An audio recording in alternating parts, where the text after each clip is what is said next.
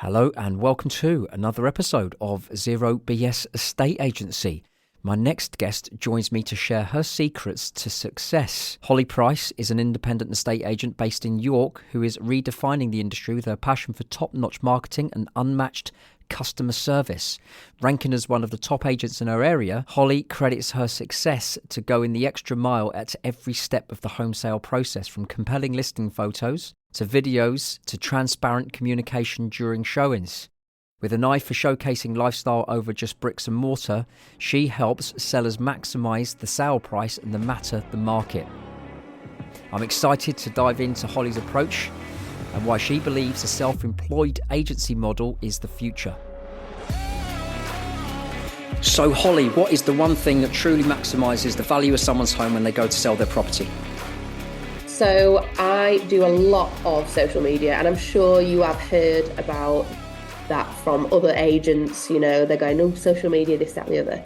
But for me, I live and work in York. So there's very much a different, you could go down one street and it could be worth, $1 million plus. And then the next street, could be 200, 300. But I personally think that marketing is my one thing that I really try and push, not just to those higher end, but actually making it, accessible for, say, the lower quartile of the market here. So say your 200s, your 300s, because at the end of the day, a property is worth something to somebody, emotionally and everything. So giving that availability for really good marketing, as in, professional photos, doing those lifestyle shots that not just like a doorknob, because, you see that quite a lot, but actually showcasing the lifestyle that you're going to have in this property. Video is really good as well. And giving that to somebody that has got a property that's not just at the higher end of the market, I think is really, really important. So marketing, social media is a big, big thing. And that is really kind of what I have had real good success with. Why do you think you've had really good success? Because marketing. I think it's because I have a very good marketer, like as in a photographer, sorry. He's a wedding photographer by trade. So he's got that really good eye. He's not really done many property stuff before until we started working together, but he's got that really lovely eye for, a space and those like little detail shots, which is are really important to sell that lifestyle. But I think I've been quite successful with it because I have given that part of the market that was maybe some estate agents go, oh, well, I'm not going to put my all into a £250,000 house, to do the marketing, the professional photography. But I have, and I've gone, right, that is a part of the market that actually it doesn't matter what your house is worth, it's worth something to somebody. Yeah. And it's all relative, isn't it, really? So I've been successful in that sense because the marketing isn't just at that higher end. And I think that's important. Yeah, no, I totally agree with you, right? Because ultimately, someone buying a property, whether that's a flat or a house that is at the lower end in terms of price, like Christopher Watkins says, a buyer is not buying your home, they're buying their home. So when you're talking about the professional shots, and I love the fact that you've got a wedding photographer taking property shots, because that is genius, by the way. I'm now like, oh, I'm stealing that. That's wicked, right? But that means it's then like with creating and making a buyer feel good about the property they're just about to purchase. You're absolutely right. It doesn't matter the level. It doesn't matter whether it's a £1 million plus or £2 million plus. That doesn't mean because it's a £1 million plus property, you should have better pictures. Because you're 200 or you're 250, selfishly maybe from your perspective, they're your bread and butter properties. But also you want to make sure that your buyer feels all nice and gooey, not just about going to the viewing, but also showing Terry down the pub or a friend at work or the bank of mum and dad. Look at this. Absolutely. So, with every single viewing that I do, and especially those, so I give my clients the option to have that kind of level of marketing. If they want to do that, they can. They don't have to. It's not sort of an absolute must. I do obviously say, this is how it helps, because I have now sold 2 properties alone last year just from Instagram. Wow. As in, just the video has gone out there before it goes online. I've booked viewings, done a Sunday morning viewing, and those buyers have bought it straight away before they hit the market. Beautiful. Which not other estate agents aren't doing that in my area particularly. Yes, okay, they might do off-market stuff. I do off-market things as well, but actually from generating that from social media is such a it's a bit wild to think about it, really, but that's as well how I get a lot of recommendations. So say so I've had pretty much now a full family of people that have sold. So I've sold the mum's house, I've sold the dad's house, I've sold I've got a referral for the uncle's house, and I've sold the daughter's house. And so all of that kind of thing, and they're all varying levels. And I think it's getting that marketing out there to kind of say, right, okay, well, your property could be, it could be seen by thousands and thousands of people. We're talking sort of like 40, 50,000 people on Instagram alone.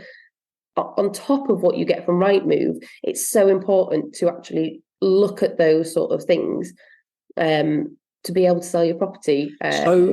So do you think that the level of detail you go to in an ideal world, in terms of, I know you give your potential sellers the choice, but if they go to the length and breadth of actually creating or allowing you to create a really good marketing scenario, do you think the marketing goes beyond just really good photographs, good floor plans, good descriptions, excellent brochures, etc.? Do you think it goes beyond that, and actually what you're really building is trust with a buyer?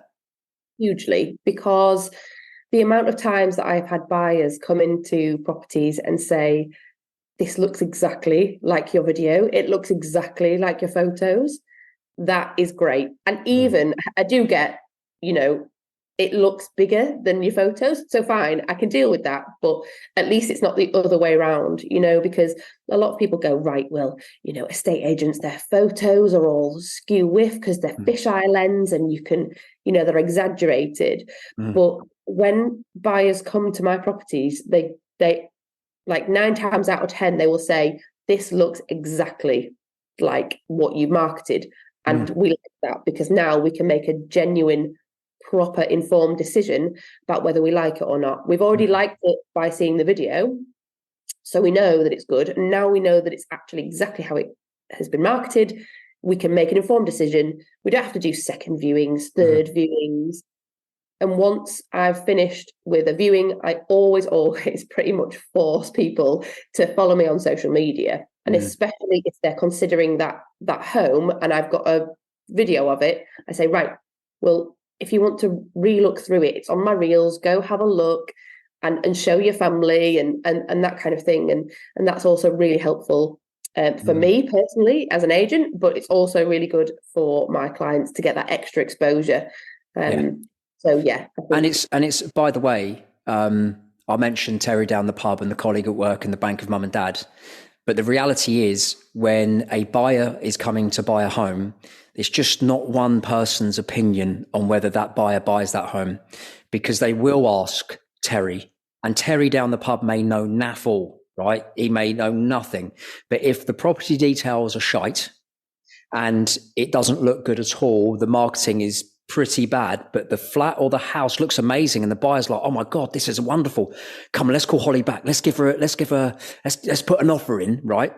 And then they show the property details on that Friday night or that Saturday night after they've done the viewing to Terry, and Terry goes, fuck off. You're having a laugh, mate. I wouldn't buy that. Oh my God, that looks awful. Yeah. The buyer now is 50% wavering on whether they're actually going to put an offer in on Monday morning. Then they show on Monday morning the colleagues at work. And Caroline in the office goes, oh yeah, looks lovely, looks amazing. And now the buyer's like, oh my God. And when they speak to mum and dad, the banker mum and dad say, are you sure? Yep, absolutely. And it's also that those photos, yes, you show them off to people, and then Terry down the pub, he goes, well, it's going to cost you 50 grand to do that, or it's going to cost you 100 grand to put all that right, when actually they're just terrible photos. You know, and Terry is obviously the expert in the market, economy, building, how much everything costs. So, but people listen to him because he's a nice bloke. And it happens. But then that's going to affect your potential offer that you're going to get from that buyer, how much that buyer actually is committed to that property, if they're wavering, and you know, it's not just pretty photos. It is actually, like I said, it's romanticizing that lifestyle and actually going, this is not just four walls for you. This is a coffee on the terrace in the sunshine in summer. This is which way the garden faces. You know, this is where you're going to be doing your sunbathing, where nobody can see it because this, that, you know. So it's not just that kind of bricks and mortar. It isn't. It's the lifestyle. It's the memories that have been created and are about to be created. I know it sounds very mushy, but that's how I see stuff, and that's how I think that buyers see things. They want to know and imagine a life there. Absolutely. So, you're in my opinion, also, you're completely correct. And the flip side of Terry down the pub saying it's going to cost 50 to 100 grand to get sorted, right? The banker mum and dad are a bit like, I don't think you should be doing that. Caroline's really not sure either. When the pictures are as good as what you're talking about, and the marketing obviously is as good as what you're saying through your socials, that's going to focus the buyer's mind for two reasons. Number one is like, well, if the pictures are that good and I've just walked into this house or this flat and wow, it looks exactly like the Aston Martin I saw advertised or the Bentley I saw advertised, and it's got all of the things that the Bentley and the Aston Martin have, I want this. Now, mum and dad, you better give me the bloody money. You better give me the money. Terry's going to go, oh, wow, that looks amazing. Oh, my good God, Caroline's well up for it too, right? But it focuses the buyer's mind, because if they are thinking the way that they are thinking, they're going to think to themselves, well, if we like it this much, how many other people are going to like it as much as we like it? And it's not a way of, it's not specific. It's not to fool the buyer. It's not to sort of pull the wool over their eyes, nothing at all like that. I just think that sometimes, and to be honest, on a viewing, I am very open and honest, and I'll go, right, well, there's a little bit of damp there, but this is what's causing it. And don't get me wrong, I'm not a surveyor, but this is what's causing it. That's an easy fix. Very transparent, very honest, very upfront. I have at least half an hour per viewing, so I don't kick them in and out in 5 minutes. So it's not just a marketing thing. It's not just the photos. It's actually taking the time for them to be able to look around and give them proper information, the right information, when the boiler was installed, what you could do with this, look at somebody else has put a dormer on there, and actually stop the need even sometimes for a second viewing, because they've had enough time to look around and consider it. Yeah, and make an informed decision. Exactly, without having to go away and go, oh, actually, didn't look at that. I need to go back.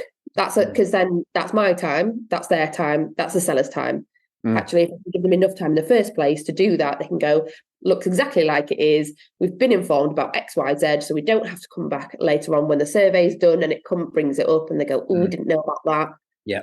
It's just a proper estate agency. Personally, I think it's proper estate agency done right, been honest, upfront, not trying to pull the wool over anybody's eyes. It's just doing it right first time. But that's the difference between elite level and agents that could be elite level but choose KPIs over being elite level. Oh, yeah. And so, even elite level agents have KPIs, but they've just got the right KPIs. And so if we look at, even if we said off the top of my head, selling a property happens in 3 stages. Stage number 1, of course, is preparing absolutely preparing the seller so they've got a full contract package, that they've done their fixtures and fittings and contents form, that package is sitting there with their solicitor for the moment an offer gets accepted to go across to the buyer's side. The second stage will be, which sort of morphs into the second stage, but persuading.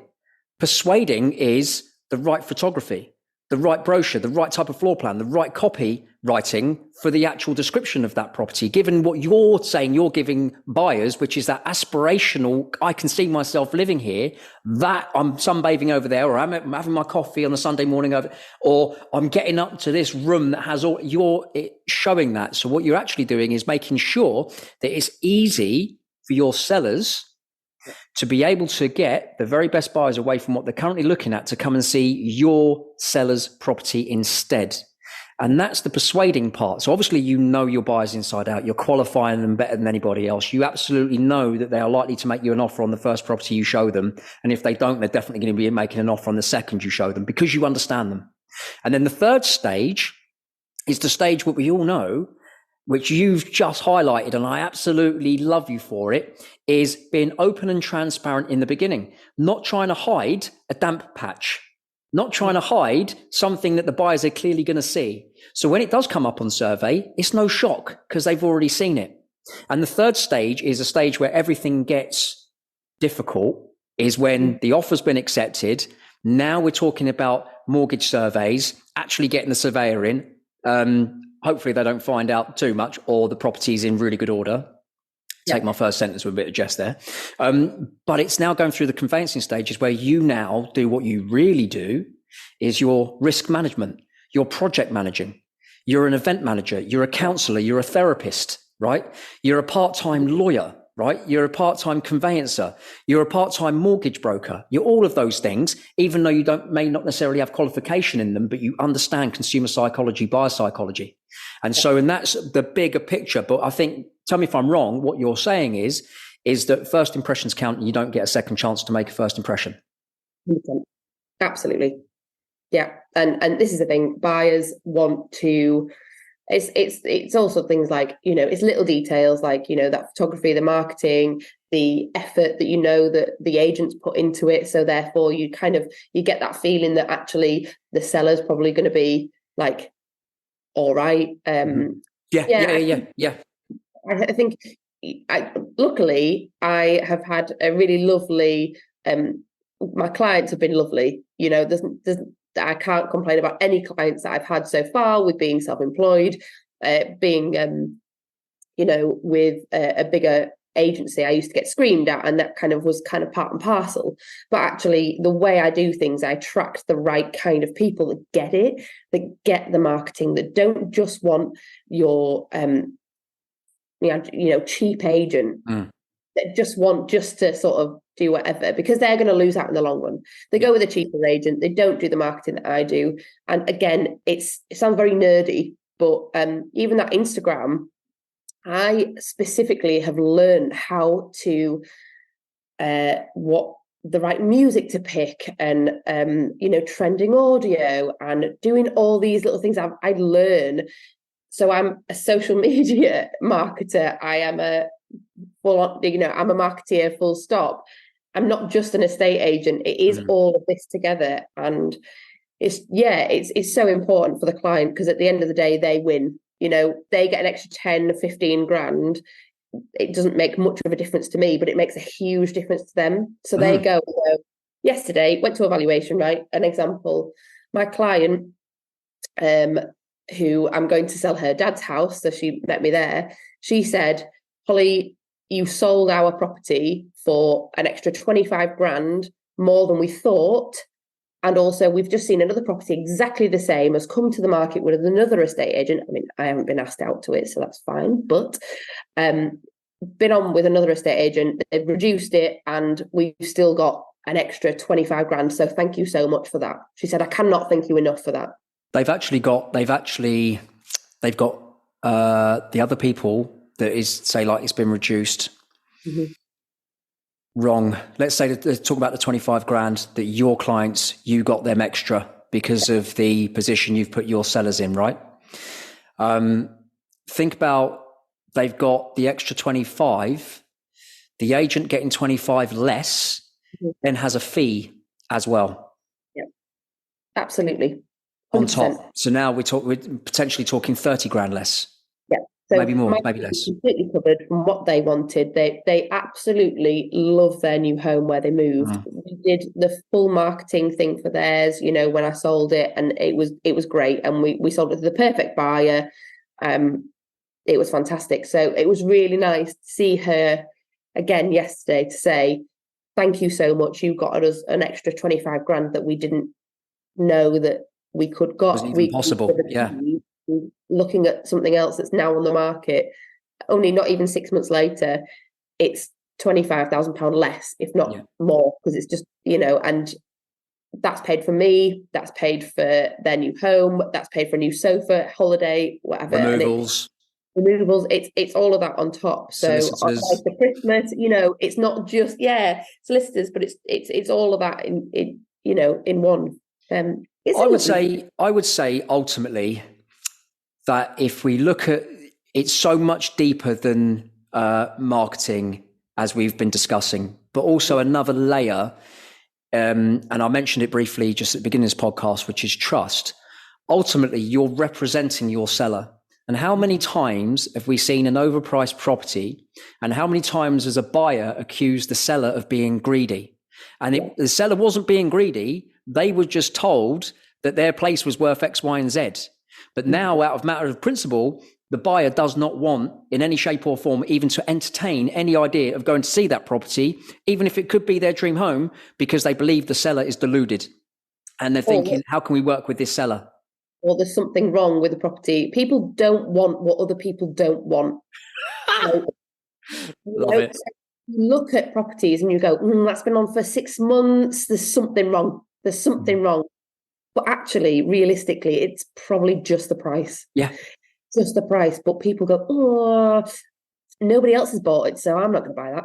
And the sellers, by the way, the sellers are the most beautiful, lovely, accommodating people you ever meet in your life. But now they look like greedy, horrible, I'm not dealing with you. And that's just not the case, because the agent is representing that seller poorly, arrogant, treating people on buyer qualification, treating them like dirt, you know, like just saying all weird and wonderful things. And buyers are like, oh my God, this is painful. Even just to get in this house that doesn't even look nice because the pictures are terrible is really hard. Yep. It's one of those that kind of that whole independent self-employed agent is a little bit more, you know, it's growing in the UK, it's new. So it is an education thing for people, because we all know estate agents are at the very bottom of the pile for people that are, you know, jobs that are liked. I've been a car salesperson, so I really you're definitely at the bottom then. Exactly, but it's one of those that kind of estate agency is changing, I think, for the better. There's always been really good agents in here. There's always been agents, but like that are absolutely fantastic and elite, like you were saying. It's just finding the right place for them. And now I think that has really come into the forefront. People are getting it, especially since 2020. People are looking at independent retailers, independent shops, you know, your local things, and people are really tuning into that. Gone are the days of the cheap. You know, they're always going to still be there, but gone are the days of those kind of cheap agents that are running away with the business. It just doesn't happen as much at the moment. But why though, Holly, why do you try to or improve every week? You mentioned Instagram and becoming like a social media expert within your Instagram channel. How can I make my Instagram channel, or how can I do better for my clients? Why do you try to take it to the highest level possible? Because I think just people deserve better. Maybe it's because I've got quite a lot of empathy for people and people's situations. And I think selling your biggest asset is it's not just that. It is those, like I said earlier, those memories, those, that life that you've lived in the property, especially when you've lived there for a long time. It's your parents' home, and it's all a very emotive process for buyer and seller. And over time, we're still at that on the bottom rung, really. And I just think that the actual industry is so much more than just what people think, shiny suit, slick back hair, geezer, estate agent. We're so much more than that. And I think that that's worth highlighting for the industry. But also, I think that I care so much about my clients and their situation that actually it's very important for me for them to have a really good experience. Obviously, that helps me for recommendations, but I do it because my clients deserve better than something very cheap and rubbish and nasty. Absolutely. And don't get me wrong, there's a place for cheap and nasty, and that's a seller that has zero respect for an agent that's actually elite. That's it. And they just think, I'm not paying that agent that fee because that's ridiculous. I'm not paying that fee to sell my house. What they don't understand, elite level agents, they may be more expensive on paper, but the reality is actually they pretty much pay for themselves. And that's the difference, where your cheap agent ends up being a hell of a lot more expensive than an elite level agent. That example you gave, 25 grand extra, that's not only paid for you 5 times, maybe 4 times over, right? But it's paid their removals, paid their solicitors' fees, helping to pay an element of stamp duty maybe on an onward purchase. All of those things. The other agent is actually 25 grand less. Guess what? The seller still needs to pay the solicitors' fees, the removals fees, the mortgage broker fees if they've got one, and then they need to pay the agent's fees. So actually, it's a hell of a lot more expensive to use a cheaper agent who actually doesn't have any real ethics or empathy or compassion for someone's situation. So there are absolutely sellers out there that want that type of cheap agent because they just don't want to give an agent the what they think is the big money. But the reality is actually you generate a lot more in terms of money and most importantly, getting people moved. Absolutely. You've hit the nail on the head. You absolutely have. No, well, listen, I thank you so much for coming on this podcast, Holly. I've been chasing you for a while. Eventually, I'll get you on your Instagram channel by saying, well, come on then, come on the podcast, please. But getting you on here for everything you said is the reason why I wanted you to come on, because I wanted you to highlight and showcase exactly what you're doing, because I understand and I can see it's fucking brilliant. And by the way, selfishly, it's not actually for me. It's to make sure sellers, if they're listening to this, or agents who want to become better at being an estate agent, right, or more than just an estate agent, listen to this as well, right? Because there's gold here. And that's why seeing what you're doing online, I'm like, man, I need to highlight that because people need to see it. Don't matter if they're in York or not, but they need to see it. Thank you so much. I really appreciate that. Thank you.